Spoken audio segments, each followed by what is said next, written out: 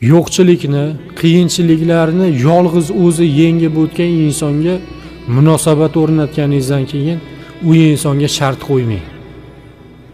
Mani olib qolishimga sabab manu narsalarni qilasiz, bo'lmasa meni yo'qotib qo'yasiz degan ba'zi bir shartlaringizni qo'ymang.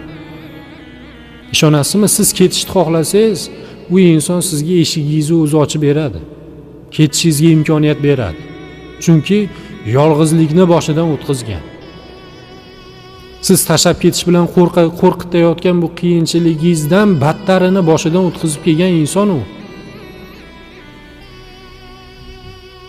Hamma narsani yengib, qiyinchiliklardan o'tib kelib, yolg'iz o'zi yenggan insonga hech qanaqa shartni foydasi yo'q. Yolg'iz qolishni o'rgangan, qiyinchilikni boshidan o'tkazgan.